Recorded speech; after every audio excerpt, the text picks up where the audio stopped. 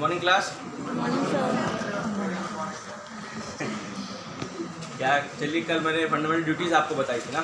हाँ, उसमें मैंने पहली लाइन क्या लिखवाई, कोई बता सकता है मुझे? कोई भी एक जिसने लिखी हो बढ़िया से, वो कल खड़ा होकर बता दे। नहीं, fundamental right, fundamental duties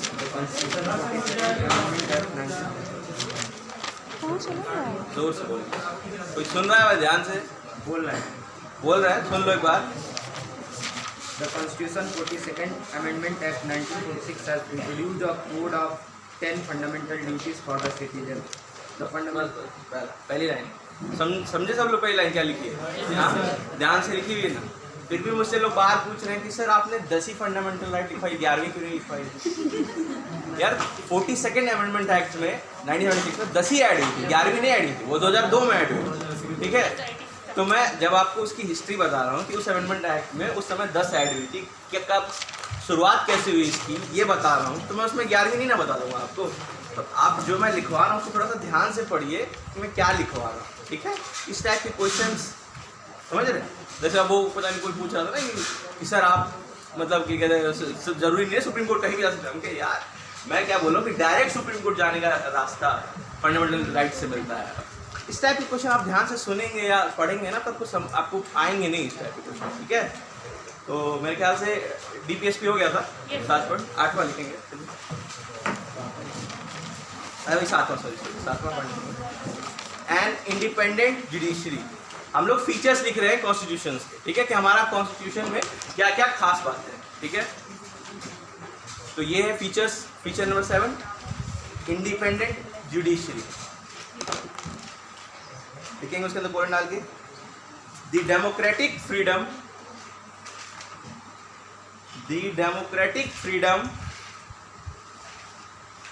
granted by the democratic freedom granted by the constitution,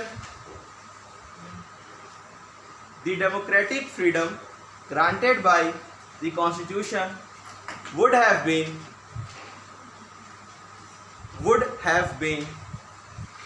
the democratic freedom granted by the constitution would have been useless in the absence of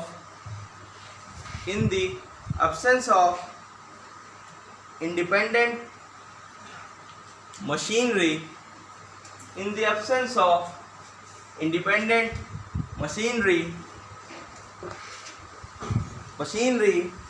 to safeguard them देखा ये सबने? इस point का मतलब है कि अगर हमारे पास इंडिपेंडेंट जुडिशरी ना हो तो जो भी फ्रीडम कॉन्स्टिट्यूशन हमें प्रोवाइड करता है, ठीक है, उसको सेफ, अगर कोई उसको मतलब उसको उल्लंघन करेगा यानी उसको हमसे छीनेगा तो उसको सेफगार्ड यानी उसको बचाने का जो पूरी जिम्मेदारी होती है वो जुडिशरी की होती है। ठीक है, कि हमारे फंडामेंटल राइट्स कहीं भी या कोई भी जो भी फ्रीडम हमें मिलती है, एक्सप्रेशन, एजुकेशन, इक्वल अपॉर्चुनिटी, जितनी भी फ्रीडम हमें मिलती है, ठीक है, अगर वो कोई हमसे छीनने की कोशिश करेगा, चाहे वो स्टेट हो, इंसान हो, कोई भी हो, ठीक है, तो उसको रोकेगी कौन? जुडिशरी।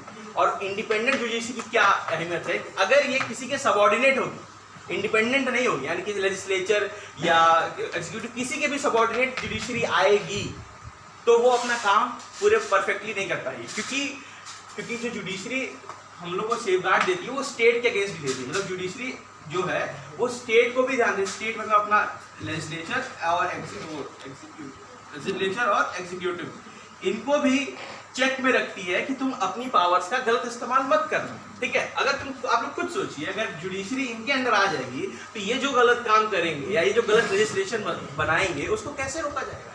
ठीक है, उसको रोकने के लिए इंडिपेंडेंट जुडिशरी का होना बहुत जरूरी है। ये किसी के अगर अंडर आना स्टार्ट हो गई तो कैसे कोई भी ये रूल बनाएंगे, और अगर इसको डर लगेगा कि उसको पता है कि वो रूल हमारा बेसिक स्ट्रक्चर को खराब करता है कॉन्स्टिट्यूशन के, तो वो उसको कैसे काटेंगे अगर इसके अंडर आएगी? क्योंकि उनको पता है कि किसी भी जज ने अगर कोई भी जजमेंट सुनाया जो इनके अगेंस्ट है तो उसको हटा दिया जाए। इसीलिए एक डेमोक्रेटिक कंट्री में सबको फ्रीडम मिले, सबकी फ्रीडम सुरक्षित रहे, उसके लिए हमें इंडिपेंडेंट जुडिशरी की बहुत ज़रूरत है, समझ रहे हैं। इसीलिए ये एक बहुत बढ़िया फीचर है, इसीलिए हमारी जुडिशरी इंडिपेंडेंट है और इसीलिए एक बहुत अच्छा फीचर है जो हमने नोटिस किया अपने कॉन्स्टिट्यूशन, समझ रहे हैं। हमने अब कोई पूछे ना कि सर हमारी जुडिशरी क्यों इंडिपेंडेंट है, क्यों इंडिपेंडेंट नहीं है, तो उसका ये मैंने अभी आपको रीज़न बताया, क्योंकि उसको इन दोनों ऑर्गन को भी चेक करना होता है, इसीलिए ये जुडिशरी इनके अंडर नहीं है, ठीक है। नेक्स्ट देखेंगे, an independent judiciary, an independent judiciary is necessary. An independent judiciary is necessary to secure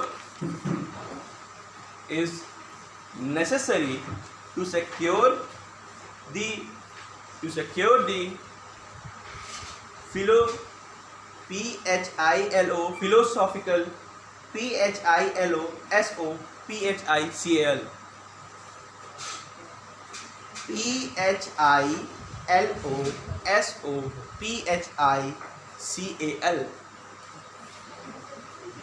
philosophical philosophical नहीं पता आपको, फिर से बोलो, इसको लिख दूँ, लिखो क्या, philosophical foundations of, secure the philosophical foundations of the rule of law and democracy. अरे कोई बात बोल दो वहाँ पीछे जाओ, नहीं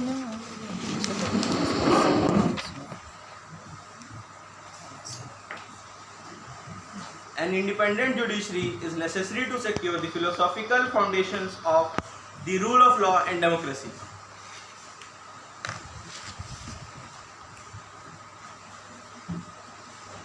देखिए ना, इस पॉइंट का मतलब है कि जो जुडिशरी उसका इंडिपेंडेंट होना इतना ज़रूरी इसलिए है कि जो रूल ऑफ लॉ है और डेमोक्रेसी है वो हमेशा किसी भी ऑर्गन से ऊपर रहे, क्योंकि जो मैंने आपको सेपरेशन ऑफ पावर बताया था कि ये एल, ई और ये जो जे है ये किसके सबऑर्डिनेट है, तीनों के तीनों, हाँ किसके, कॉन्स्टिट्यूशन के।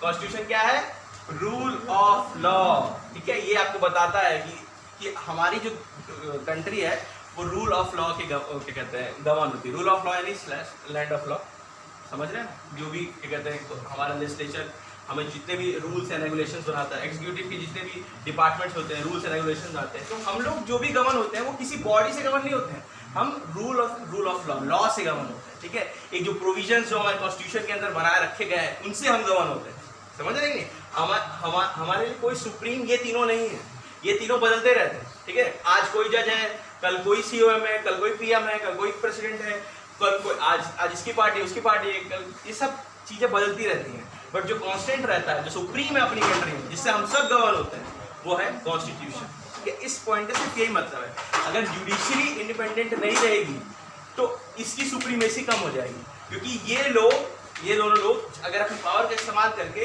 इसको अमेंड करके किसी तरीके से इसका पूर्ण तरीके से इस्तेमाल नहीं करेंगे, तो इसको बचाने के लिए, कॉन्स्टिट्यूशन को बचाने के लिए जुडिशरी का इंडिपेंडेंट होना बहुत जरूरी है। क्योंकि जुडिशरी को क्या कहा गया, मैंने बताया था पिछले क्लास में, जुडिशरी क्या है,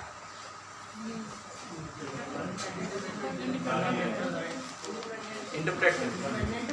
हाँ, इंडिपेंडेंट तो है, बट इसका काम क्या है, सिर्फ हर राइट्स कॉन्स्टिट्यूशन के प्रोविजंस को इंटरप्रेट करना, इंटरप्रेशन इसका काम, ठीक है। बताना कि जो आपका रूल्स लॉ है क्या वो इसके साथ लागू करता है कि नहीं करता, ठीक है।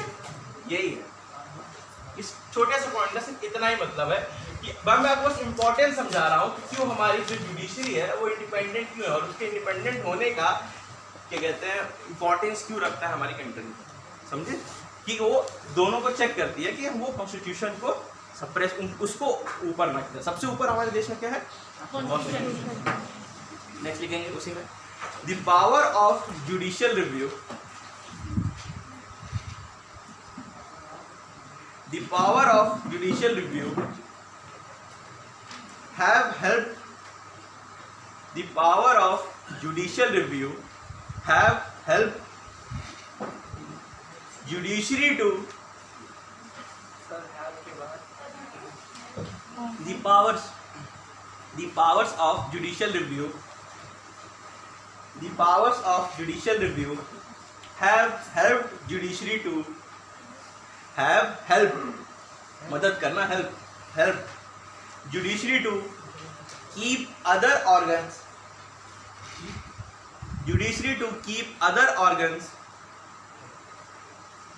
of the government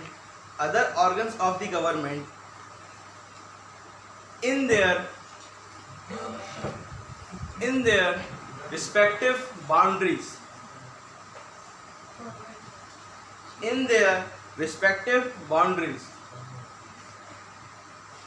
and prevent any encroachment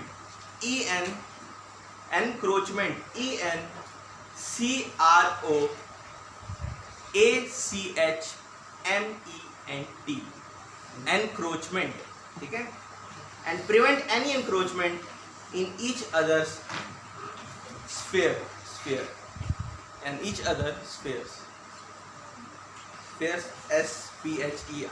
spheres, एक दूसरे के स्पेयर्स में इंक्रोच करने से होगी। देख लिया तुमने ये पॉइंट? किसी का मिस हुआ? फिर से बोलना। इसमें अभी मैं आपको फिर से बताया कि जुडिशियल रिव्यू, जुडिशरी की पावर होती है। क्या हुआ? ठीक है, जुडिशरी की पावर होती है जुडिशियल रिव्यू, ठीक है। वो किसी भी लेजिस्लेशन को अगर उसको लगता है, जैसे वो तो PIL भी फाइल कर देता है, बट अगर वो चाहे तो खुद से भी, अगर उसको लगता है कि वो लॉ या रेगुलेशन कॉन्स्टिट्यूशन के बेसिक स्ट्रक्चर को खराब करता है, तो वो उसको जुडिशियल रिव्यू के पावर के थ्रू उसको चेक कर सकती है क्या वो बेसिक स्ट्रक्चर को खराब करता है कि नहीं। एक पावर है। मैं आपको जुडिशरी नहीं पढ़ा रहा हूँ, ये सब कुछ डिटेल में जुडिशरी में पढ़ा जाएगा। मैं बस आपको एग्जांपल दे रहा हूँ, ठीक है। जैसे मैंने कल वो क्या कहते हैं रिजिडिटी और फ्लेक्सिबिलिटी में आपको सिंपल मेजॉरिटी और स्पेशल मेजॉरिटी का एग्जांपल दिया था ना, वो सिर्फ एग्जांपल था। मैं आपको मेजॉरिटी नहीं पढ़ा रहा था। मैं आपको वहाँ नहीं बताऊंगा कि एब्सोल्यूट मेजॉरिटी क्या है, एफेक्टिव मेजॉरिटी क्या है, कि और सिंपल मेजॉरिटी क्या है, या जो हमारी स्पेशल मेजॉरिटी होती है वो आर्टिकल 249 के अंदर कितनी क्या है, 362 के अंदर क्या है, ये सब कुछ आपको पढ़ाया जाएगा जब आप मेजॉरिटी पढ़ें। तो अभी इस बात को ध्यान रखेंगे। मैं आपको सिर्फ जुडिशियल रिव्यू का एग्जांपल दे रहा हूँ आपको ये बताने में कि जुडिशरी की पावर्स क्या है, ठीक है। अभी आपको मैं जुडिशरी पढ़ा भी नहीं रहा हूँ और उसकी पूरा वो डिटेल भी नहीं रहा हूँ, ठीक है। जैसे मैं बता क्या जुडिशियल रिव्यू बता रहा था कि जुडिशियल रिव्यू जो पावर है ना जुडिशरी, ठीक है, वो बेसिकली उसका एक क्रस्ट क्या, मतलब उसका एक कंक्लूजन क्या है, वो हेल्प करती है ये डिटरमाइन करने में कि लेजिस्लेटिव और क्या कहते हैं एग्जीक्यूटिव वो अपनी पावर का बराबर से इस्तेमाल करें और एक दूसरे के एरिया में हाथ न मारे, समझ। इंक्रोचमेंट यानी जैसे ये अगर ये लेजिस्लेटिव और ये एग्जीक्यूटिव है, इनका ये स्फीयर है, तो ये अपने अपने स्फीयर के अंदर ही काम करें। ये इसकी पावर जो अब इसकी पावर है उसको ना कहते हैं वो करें, हार्म करें, और जो इसकी ये एग्जीक्यूटिव है वो इसको इंक्रोच ना करें, इनकी पावर्स को ना ले लगे। ये लेजिस्लेशन करना ये ना स्टार्ट करते, समझ रहे हो। इस तरीके की बस इसको चेक करने के लिए जो जुडिशियल रिव्यू है वो यूज किया जाता है, जुडिशियल रिव्यू, ठीक है। नेक्स्ट पॉइंट है, ये तो बहुत छोटा था, इंडिपेंडेंट जुडिशरी के ऊपर था। 7 हो गए, 8वां है इंटीग्रेटेड जुडिशरी। ये सारे फीचर्स ही हैं, याद रखिएगा कॉन्स्टिट्यूशन के। हमारा कॉन्स्टिट्यूशन क्यों इतना खास है, ये जो पॉइंट है ना, आपको मैं जो इसके अंदर लिखवा रहा हूँ वो इतना इंपॉर्टेंट नहीं है, वो बस इसीलिए है कि जब आप रिवाइज करेंगे तो आपको याद रहेगा कि इस पॉइंट का मतलब क्या है, ठीक है। उसके अंदर मैं इसीलिए लिखवा रहा हूँ, बल्कि चाहता तो मैं बस आपको dot dot dot dot point बताता और उसको समझा के निकल जाता।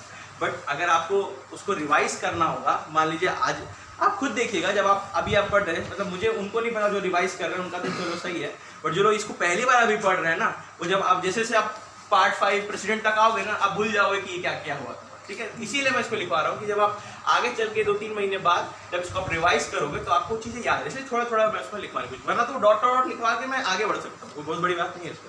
तो 8वां पॉइंट है integrated judicial system. Integrated judicial system,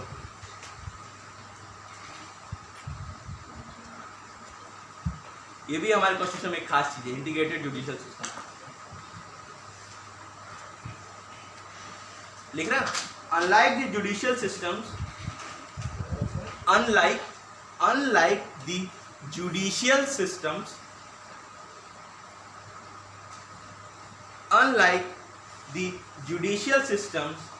of federal countries, unlike the judicial systems of federal countries like United States, US, America, like United States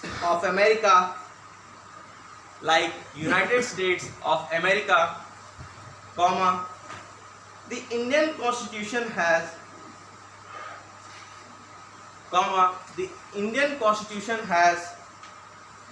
stabilized an integrated judicial system.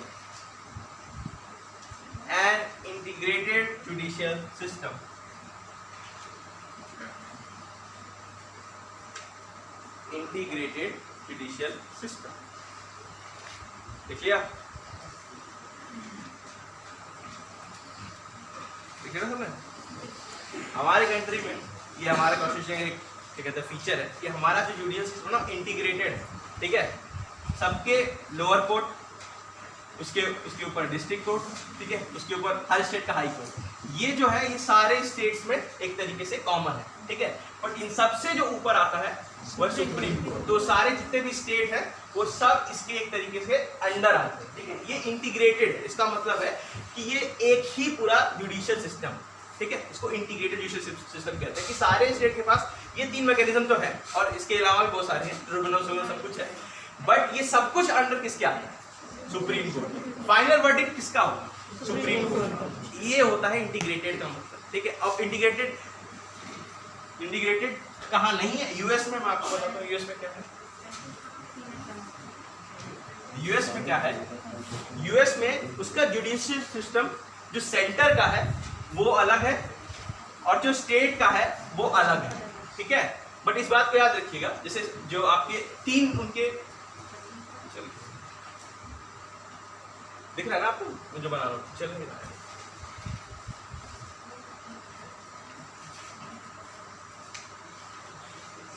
चल रहा है।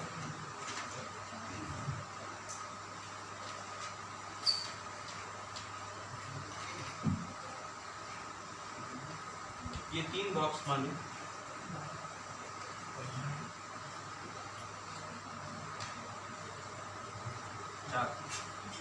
ठीक है? ये नेशनल वही तो समझा। इंटीग्रेटेड का मतलब सारी जुडिशरी एक साथ जुड़ी हुई है, इंटीग्रेटेड है, ठीक है? जैसे बता रहा हूँ यूएस में क्या है ना, नेशनल उनकी क्या कहते हैं जुडिशरी है, नेशनल जुडिशरी, उसके 3 पार्ट है, ठीक है? स्टेट के अपने 4 पार्ट हैं।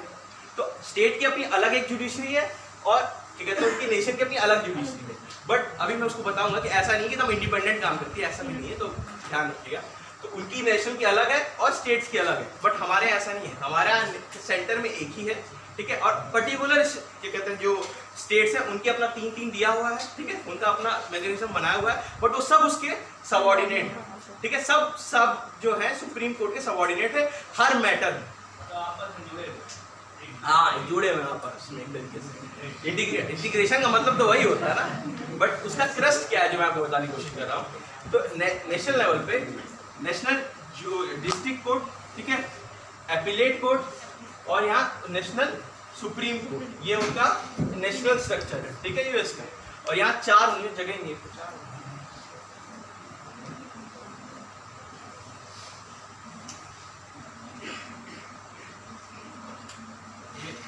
State supreme court,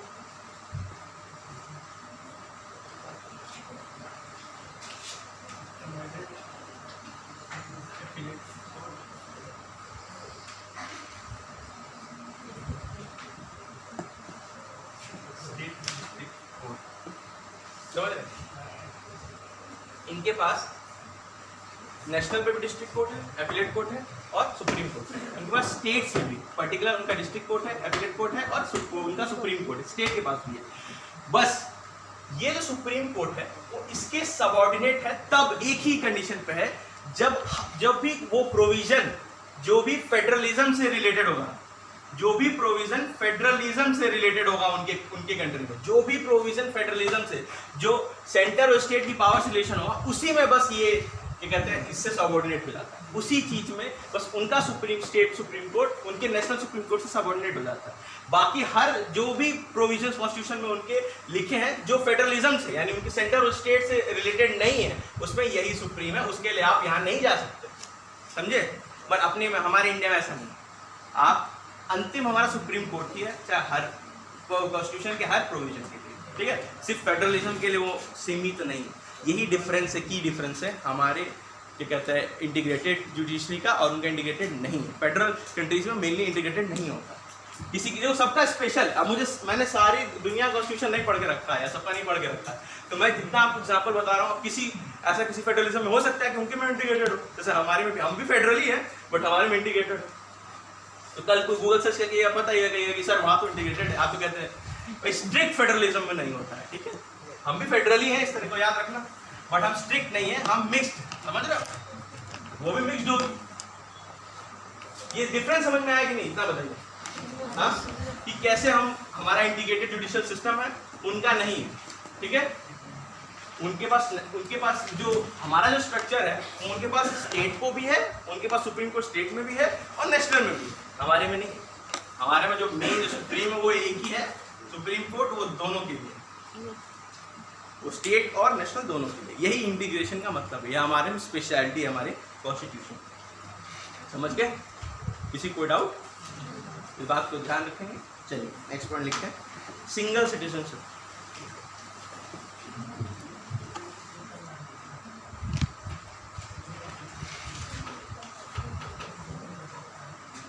single citizenship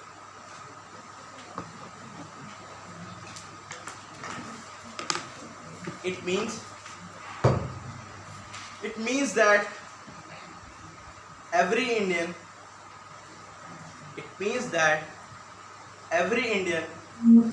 is a citizen of India. It means that every Indian is a citizen of India irrespective of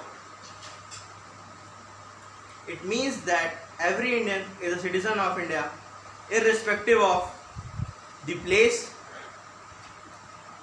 of his slash her. The place of his slash her. The place of his slash her residence. घर residence उनका address, irrespective of the place of his slash her residence or birth anywhere in the country.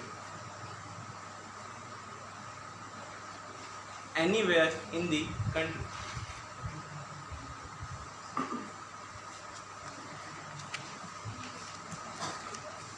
इस छोटे से point का इतना ही मतलब है, आप कहीं भी रहिए, आप कहीं भी पैदा हो इंडिया के अंदर, ठीक है, इंडिया की टेरिटरी के अंदर आप कहीं भी रहिए, आपका रेसिडेंस कहीं भी हो, आप पैदा भी कहीं भी हो, ठीक है, बट आप एक ही इंडिया के सिटीजन ही कहलाएंगे अगर आपका सिटीजनशिप है तो। क्योंकि सर ने शायद आपको सिटीजनशिप पढ़ाया होगा कि कितने तरीके हो जाएगा कि आप सिटीजनशिप छोड़ भी सकते हो। अगर आपने इंडिया की सिटीजनशिप रखी हुई है तो आप कहीं के भी हो, किसी भी स्टेट के हो, कहीं भी रहते हो, आपको दूसरी सिटीजनशिप लेने की कोई जरूरत नहीं है। सिंगल सिटीजनशिप से आप पूरा देश, आप उसके सिटीजन हो, उसमें डुअल सिटीजनशिप का कोई एरा नहीं है। बट ये ऐसा हमारे देश में, यूएस में ऐसा नहीं है, उसको भी लिखे रहते हैं पॉइंट के आगे। This is unlike the United states of America.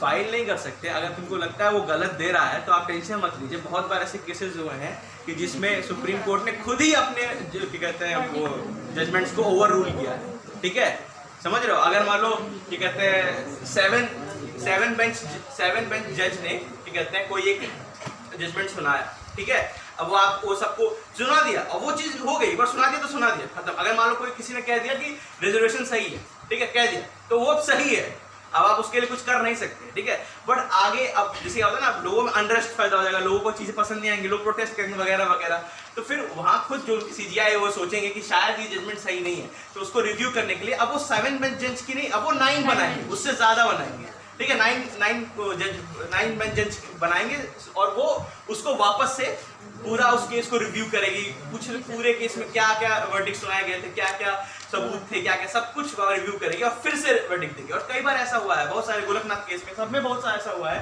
कि अपने पुराने क्या कहते हैं वर्डिक्ट्स को सुप्रीम कोर्ट ने चेंज किया। ठीक है, हाँ ये सब, हाँ उसमें बहुत सारे ऐसे केसेस हैं जिसमें खुद ही उन्होंने ओवर रूल किया अपने पुराने जजेस को। ऐसा कहीं लिखा है वो, ये क्या क्वेश्चन है, कितने टाइम बाद? जरूरी नहीं है, उनको जब लगेगा वो तब कर देंगे। उनको एक दिन बाद लगा तो एक दिन बाद कर देंगे, 10 साल बाद लगा 10 साल बाद कर देंगे, कोई उसका वो नहीं है, इसमें कोई टाइम लिमिट नहीं होता। उनको जब मर्जी आएगा वो कर देंगे, उनको जब समझ में आएगा। समझ रहे हो, ये कोई टाइम लिमिट थोड़ी ना है कि इतने बाद ही कर देंगे। अपने स्टेटमेंट का कर सकते हैं, वो अपने स्टेटमेंट का जुडिशियल रिव्यू कर सकते हैं, आर्टिकल हाँ कर सकते हैं, वो है। अब वो कब करेंगे, उनका टाइम क्या है, वो तो उनको जब लगेगा सही लगेगा, जैसा अनरेस्ट होगा, कुछ ऐसा जजमेंट सुना दिया कि सभी लोग पागल हो गए, लोग हर जगह राइट चल रहे हो गया, तो उनको लगेगा नहीं भाई इमरजेंसी है, जल्दी जल्दी करो, शायद 1-2 दिन, एक ही हफ्ते में दूसरा जजमेंट आ जाए, ऐसा भी हो सकता है। ये तो कंडीशन पे डिपेंड करता है। कहाँ तक है? This is unlike the United states of America. This is unlike the United States of America, where there is a system of double citizenship. Where there is a system of double citizenship. That is पता ना? I.E. That is the citizen of the USA. Huh? Where there is a system of double citizenship. Where there is a system of double citizenship.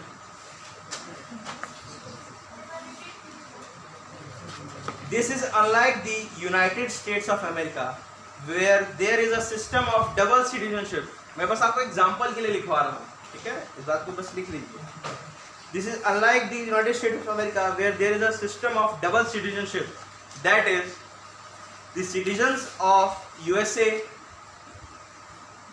and the citizen and a state citizenship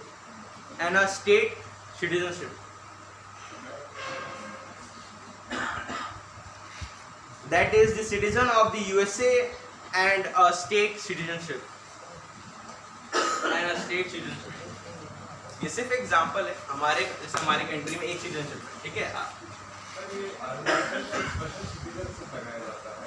inline permit है, वो citizenship नहीं है, inline permit है। वहाँ जाने के लिए आपको एक परमिट की ज़रूरत होती है, वो सिटीजनशिप नहीं है। वहाँ रहने के लिए आपको परमिट की ज़रूरत नहीं, वो दूसरी चीज़ है, वो सिटीजनशिप से आप उसको जोड़ नहीं सकते। हाँ, इंडिया में एक ही सिटीजनशिप है, ठीक है, आपको इंडिया का नागरिक होने की ज़रूरत है। सुन रहे हैं आप लोग, बातें कर रहे हैं।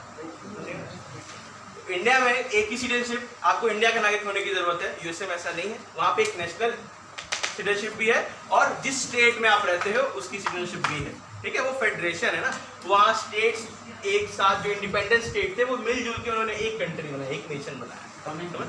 हाँ, कमिंग टू बस ये इतना सही। नेक्स्ट लिखेंगे। हाँ तो बताया ना, पहले बता। 10वां पॉइंट लिखेंगे, यूनिवर्सल अडल्ट फ्रेंचाइज। ये भी एक खास फीचर है कॉन्स्टिट्यूशन का, यूनिवर्सल अडल्ट फ्रेंचाइज। फ्रेंचाइज लिख लो, ब्रैकेट में सफरेज लिख लो, बात बराबर है।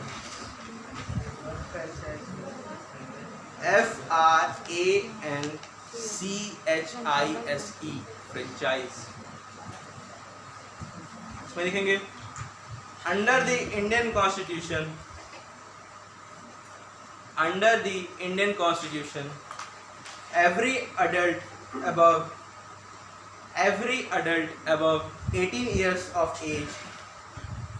every adult above 18 years of age, has been under the Indian Constitution, every adult above 18 years of the age, 18 साल से ऊपर, 18 years of the age has been given the right given the right to elect representatives, has been given the right to elect representatives for the legislature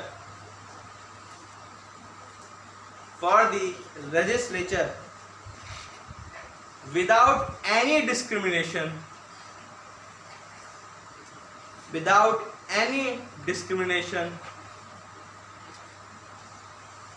or prescribing prescribing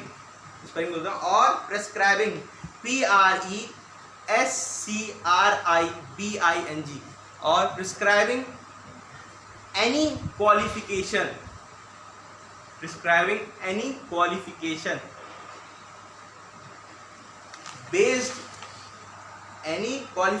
based either on religion,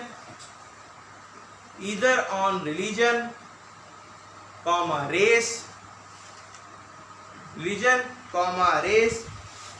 caste,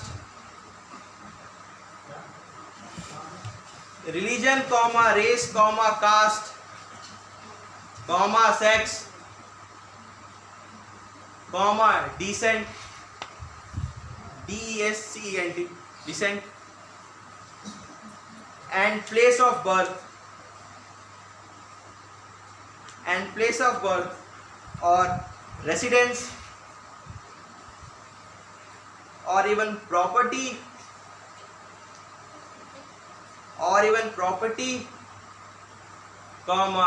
education or like that, etc इसको कहते हैं, और like that, property, education और like that, इस type की चीजें, और like that मतलब तो इस टाइप की चीजें, एक्सेट्रा इसको कहते हैं, एक्सेट्रा और like that, समझे? लिख लिया आपने? इसका छोटा कुछ नहीं ना, लिखे? सॉरी बताएं। यूनिवर्सल एडल्ट फ्रेंचाइज 18 साल से ऊपर सबको अपना इलेक्टिव रिप्रेजेंटेटिव चुनने का मौका देती है। सिंपल सी बात है, वोटिंग का मौका मिल जाता है आपको, ठीक है? आप किसी को भी वोट दे सकते हैं, ठीक है?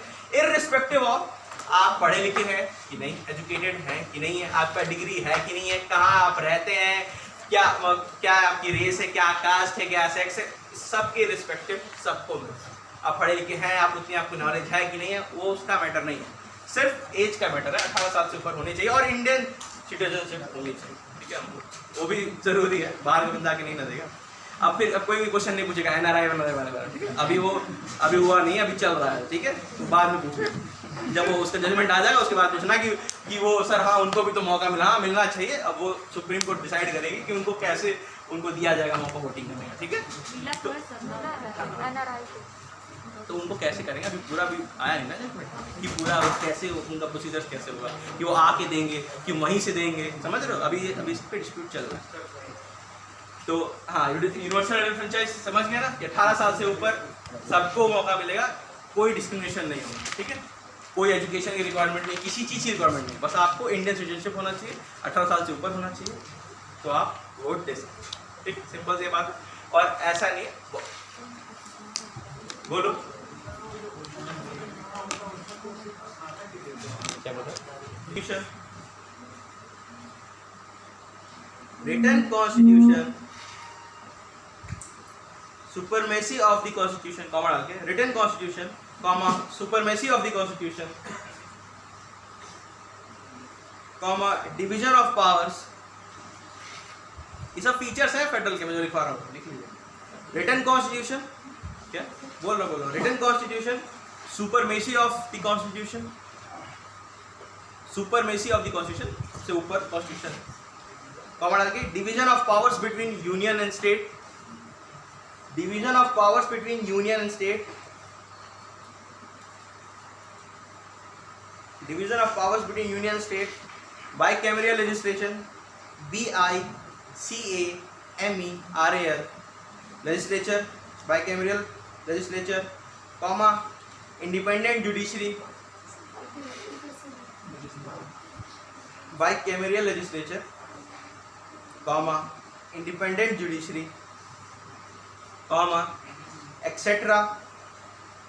are the features of the Indian federalism. Features of the Indian federalism.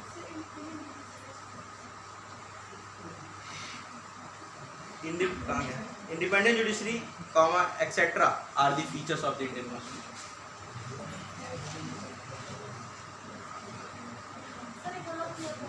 फिर से बोलूं, written constitution comma supremacy of the constitution comma division of powers between union and states comma bicameral legislature comma independent judiciary comma etcetera are the features of the Indian federalism. Sorry, Indian federalism.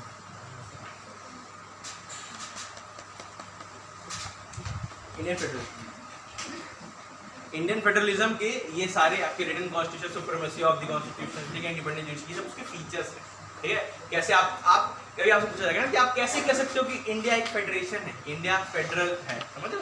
Federalism हमारे concept जो लिखते हैं कि India federalism constitution, हमारे constitution में लिखा federalism, वो कैसे प्रमाण होता है, ये सब चीजें, यही फीचर बताते हैं कि हमारा Indian constitution federal in nature, ठीक है, बट टोटली फेडरल नहीं है, ठीक है, थोड़ा थोड़ा उसमें यूनिटरी मिक्स्ड है, ठीक है, वो मिक्स्ड फेडरलिज्म में आता है।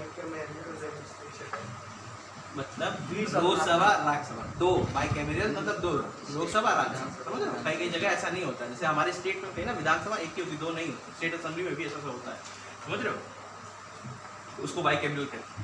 तो रिटन कॉन्स्टिट्यूशन, ये जितने भी मैंने आपको बताया, ये फीचर्स हैं हमारे इंडियन फेडरलिज्म, ठीक है, यही बताता है कि हमारा कॉन्स्टिट्यूशन फेडरल है। कोई चीज़ आपको पता है ना कि आप लड़के हो, आपके कुछ फीचर्स होंगे, आप लड़कियां हैं, आपके कुछ फीचर्स होंगे, फिजिकल फीचर्स होते हैं, वैसे ही इंडिया के कॉन्स्टिट्यूशन के फीचर्स ये बताते हैं, ये फीचर्स सिर्फ ये फीचर्स बता देंगे ये फेडरल इन नेचर। फिर कुछ ऐसे भी फीचर्स हैं जो बताएंगे ये यूनिटरी इन नेचर है, तो दोनों को मिक्स कर देंगे तो वो एक मिक्स्ड फेडरलिज्म बन जाएगा इंडिया, ठीक है। आगे लिखते हैं, द फेडरल सिस्टम, इसी में the federal system reflects the constitutional value, the federal system reflects the constitutional value of unity. The federal system reflects the constitutional value of unity and integrity of the nation. The federal system reflects the constitutional value of unity and integrity of the nation.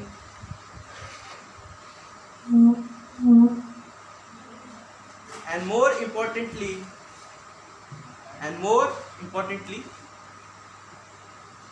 the value of decentralization of power. More importantly, the value of decentralization of power.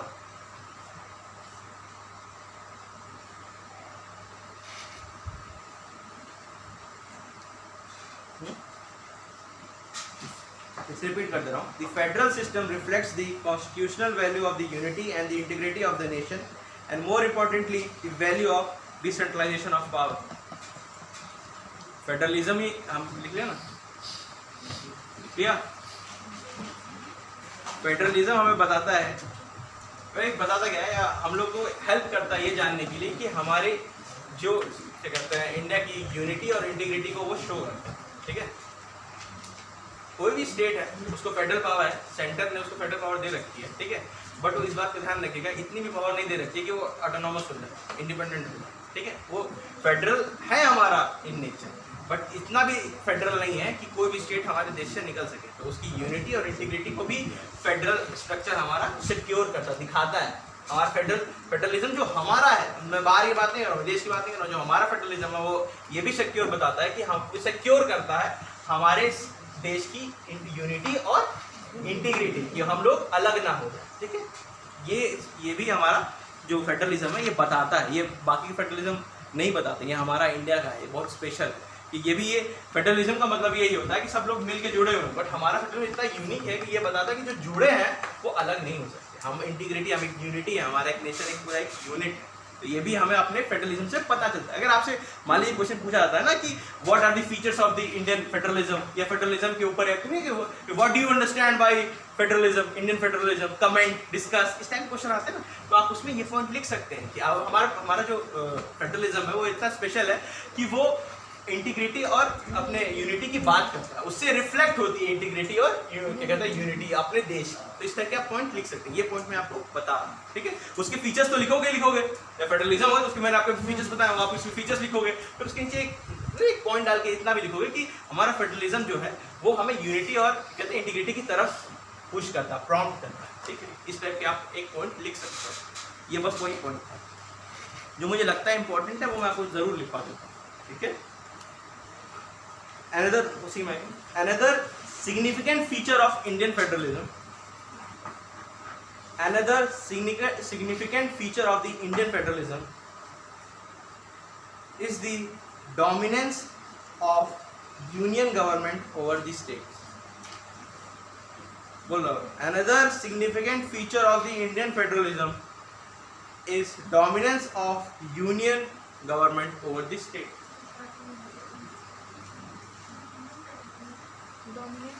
Dominance of union government over the states.